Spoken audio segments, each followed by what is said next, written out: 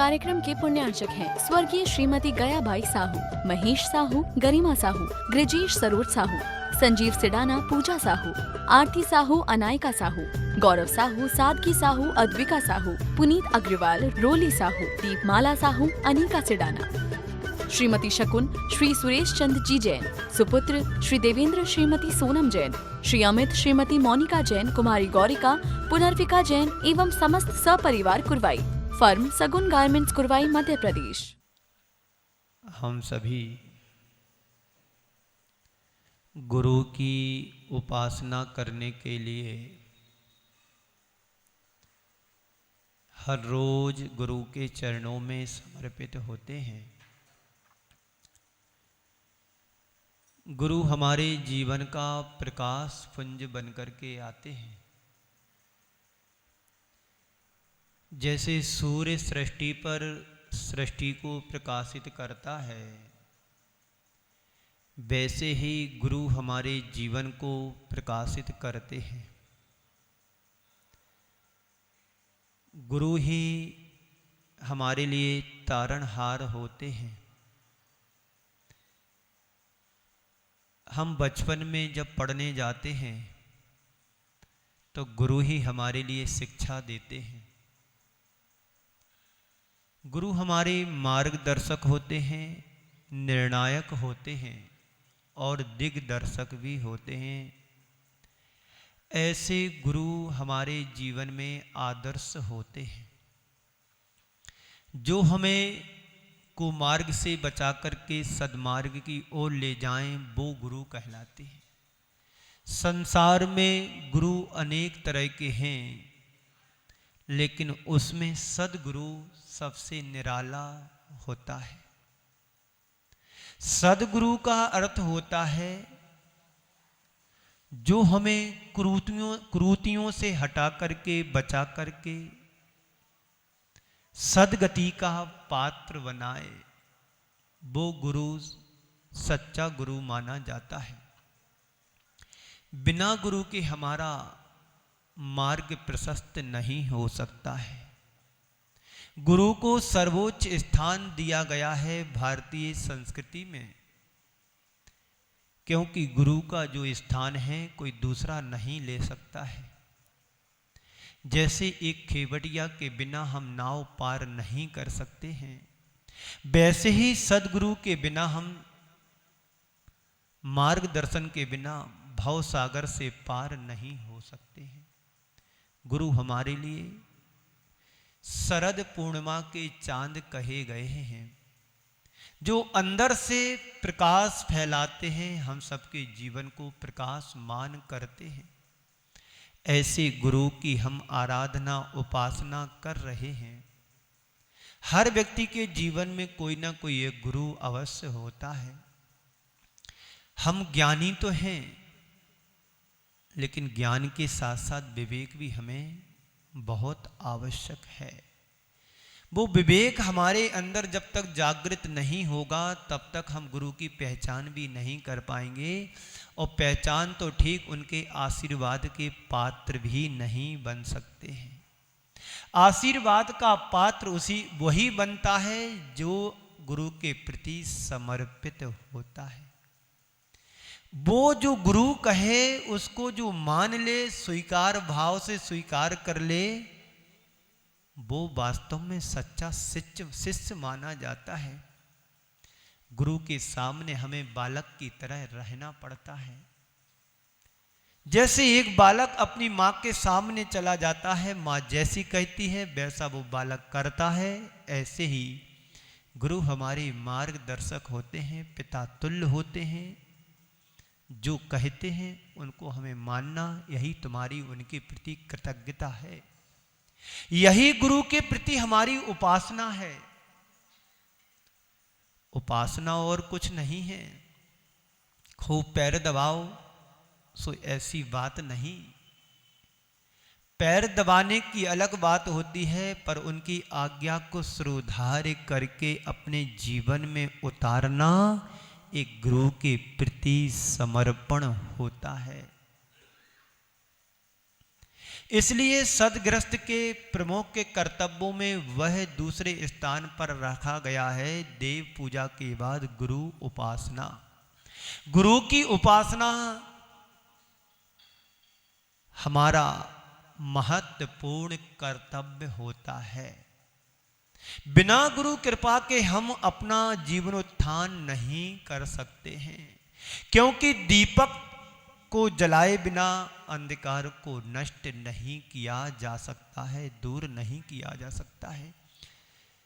अंधकार को यदि हमें समाप्त करना है, दूर करना है, तो दीपक को जलाना पड़ेगा।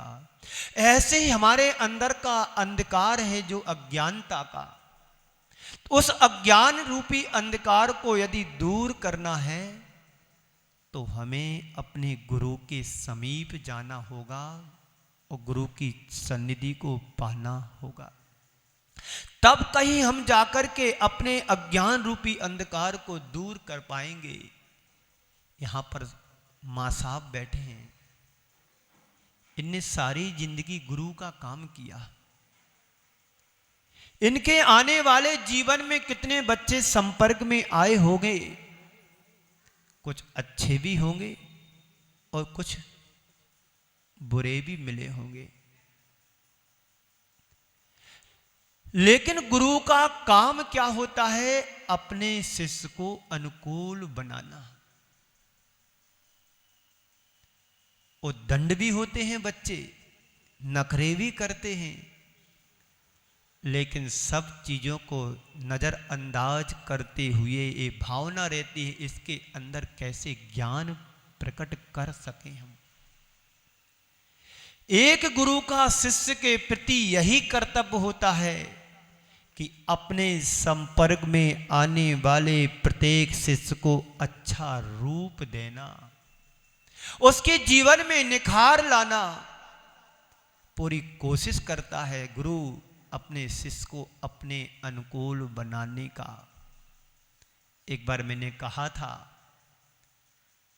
कि हर गुरु का ये भाव रहता है कि शिष्य मेरे जैसा बने, और तभी गुरु अंत में उपसंहार में जाकर के अपने योग्य शिष्य के लिए अपना उत्तरदायित्व सौंपते हैं। जैसे सूर्य के उगते ही अंधकार पल में दूर हो जाता है, सूर्य के उगते ही सारी प्रकृति हर्ष उल्लास से उल्लसित हो जाती है। जो प्रकाश के उपासक होते हैं, पुजारी हैं, वे हमेशा सूर्य का अभिनंदन करते हैं, सत्कार करते हैं। सद्गुरु की कृपा यही परंपरा है हमारी। भारत की संस्कृति में गुरु शब्द गढ़ा गया है। दुनिया में तुम्हें टीचर मिलेंगे, गॉड मिलेंगे, गाइड मिलेंगे, सब मिलेंगे, लेकिन गुरु कहाँ मिलेगा? गुरुकुलों में मिलेगा।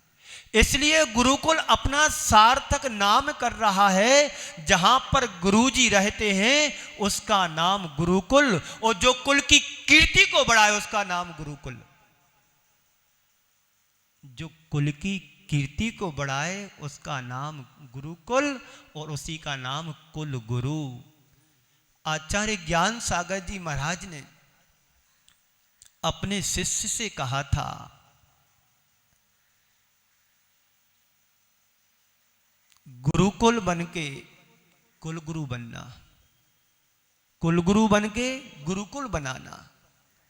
आचार्य श्री ने यही कहा, कुलगुरु बने, परंपरा से गुरु बने, और अंत में जाकर के इतनी बड़ी बड़ी संस्थाओं का निर्माण करा करके गए। गुरुकुलों को आशीर्वाद दिया, संस्थाओं को खोला, प्रतिभा स्थली जैसे स्थानों को तैयार किया, स्वास्थ्य विभाग में भाग्योदय जैसे चिकित्सक स्थान को बना करके आशीर्वाद दे करके आज हमारे लिए एक आदर्श है। तो ये भारत में ही सारी चीजें हमें देखने को मिलती हैं। गुरुओं का आशीर्वाद हमें भारत में मिलता है, और हम सब बड़े सौभाग्यशाली हैं कि आज हमें गुरुओं का आशीर्वाद प्राप्त हो रहा है। और आशीर्वाद वही व्यक्ति प्राप्त कर सकता है जो व्यक्ति अपने गुरु के प्रति समर्पित होता है। तो गुरु शब्द अपने आप में बड़ा अर्थपूर्ण शब्द कहा गया है। कल मैंने कहा था, परसों भी कहा था, गु यानी अंधकार, रु यानी प्रकाश। गुरु वह होते हैं जो हमें अंधकार से निकाल करके प्रकाश की ओर ले जाते हैं। उसका नाम गुरु है। जो गंभीर होते, उदार होते हैं, रहस्य के उद्घाटक होते हैं, ऐसे गुरु को हमारे जैन दर्शन में और सनातन धर्म में परंपरा से स्थान मिला है। हर व्यक्ति जन्म लेता है, जन्म लेकर के ही गुरु नहीं बन जाता है। गुरु बनने के लिए उसे खुद गुरु बनाना पड़ता है और तब वो आने वाली परंपराओं में, पीढ़ियों में गुरु बन पाता है। गुरु ज्ञानी गुरु पारखी, गुरु को उदार गंभीर, और रहस उद्घाटक गुरु, गुरु प्रभु तस्वीर। गुरु हमारी प्रभु की तस्वीर होते हैं, दर्पण की तरह होते हैं। जैसे प्रभु का रूप गुरु में दिखाई देता है, क्योंकि प्रभु तो बोलते नहीं हैं, लेकिन गुरु ही हमारे लिए उपदेश देते हैं। तो गुरु में प्रभु की तस्वीर हमें दिखाई कब देगी? जब आप गुरु को सम्मान देंगे, गुरु को आप महत्व देंगे, गुरु को आप अपने हृदय में उतारेंगे, तो उसी गुरु में आपको एक प्रभु की तस्वीर दिखाई देगी। एकलव्य ने गुरु को बनाया, श्रद्धा और भक्ति से बनाया कि गुरु हमारा यही है, इसके अलावा कोई दूसरा नहीं है। तो मिट्टी के द्रोणाचार्य बनाकर के उन्होंने धनुर् विद्या को सीख लिया। इस श्रद्धा होना चाहिए हमारे पास, हमारे अंतरंग में भाव उतरना चाहिए। आज भी जो बड़े बड़े पदों पर हैं, जिन्होंने बचपन में पढ़ाया है, आज वो गुरु के प्रति जहां मिलते हैं, उनके पुराने शिष्य नतमस्तक हो जाते हैं। ये हमारे गुरु हैं जिन्होंने हमको इतना योग्य बनाया, ऊंचा उठाया। यदि गुरु नहीं होते तो हम शिक्षा को कैसे ग्रहण कर पाते? आज हमें पढ़ाने वाले और हम जैसे शिष्यों को पढ़ाने वाले जो टीचर हैं लौकिक शिक्षण के, आज वो अपने आप को गौरवान्वित महसूस करते हैं कि हमारे द्वारा पढ़ाया हुआ शिष्य आज देश में नाम कर रहा है। उन्हें सुनते हैं तो खुशी होती है। अभी आपने एक वीडियो देखा होगा, साक्षात्कार सुधा सागर जी के पास उनको पढ़ाने वाले एक कोई चतुर्वेदी को कौन है,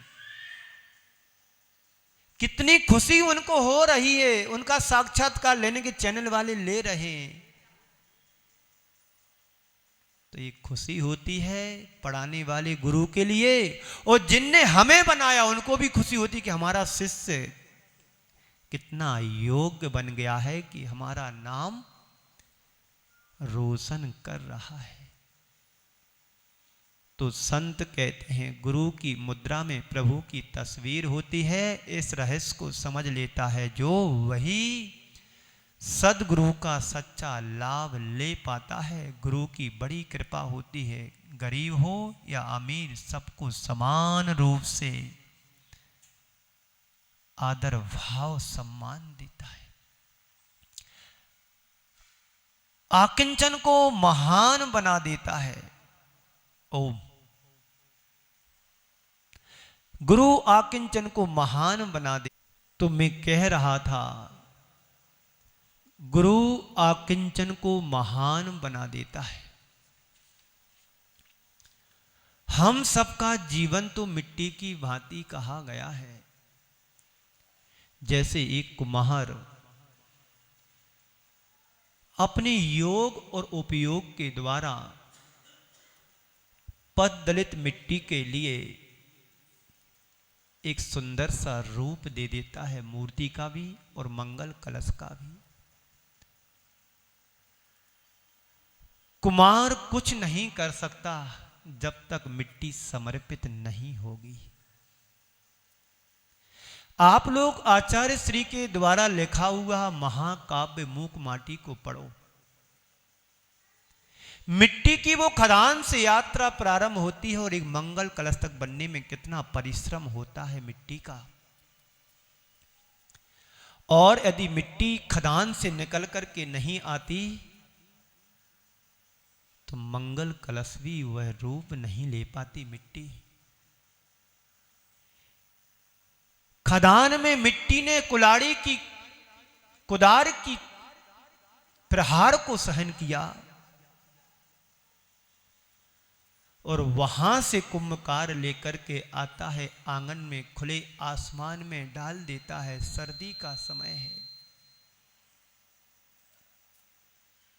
उस सर्दी के समय में मिट्टी में पानी डाल देता है कुम्हार। रात भर मिट्टी फूल जाती है, उसकी पूरा जीवन सूझ जाता है। इतना ही नहीं, सुबह कुम्भकार उठता है तो पद दलित करता है, उसको पीटता है, रोंदता है। और रहती कसर तो थापी से ठोक ठोक करके उसको सीधा करता है। तब घड़ा या कलश या कोई सकोरा तैयार होता है। इतना ही नहीं, मिट्टी और सहन करती है तो अवे की आंच में उसको पका दिया जाता है। ये मिट्टी का समर्पण है। वही मिट्टी जब तप करके आंच, अवे की आंच में तप करके एक मंगल कलश का रूप लेता है। इस कार्यक्रम के पुण्यार्जक थे स्वर्गीय श्रीमती गयाबाई साहू, महेश साहू, गरिमा साहू, गृजेश सरोज साहू, संजीव सिडाना, पूजा साहू, आरती साहू, अनायका साहू, गौरव साहू, सादगी साहू, अद्विका साहू, पुनीत अग्रवाल, रोली साहू, दीपमाला साहू, अनिका सिडाना, श्रीमती शकुन, श्री सुरेश चंद जी जैन, सुपुत्र श्री देवेंद्र, श्रीमती सोनम जैन, श्री अमित, श्रीमती मोनिका जैन, कुमारी गौरिका, पुनर्विका जैन एवं समस्त सपरिवार कुरवाई। फर्म सगुन गारमेंट्स, कुरवाई, मध्य प्रदेश।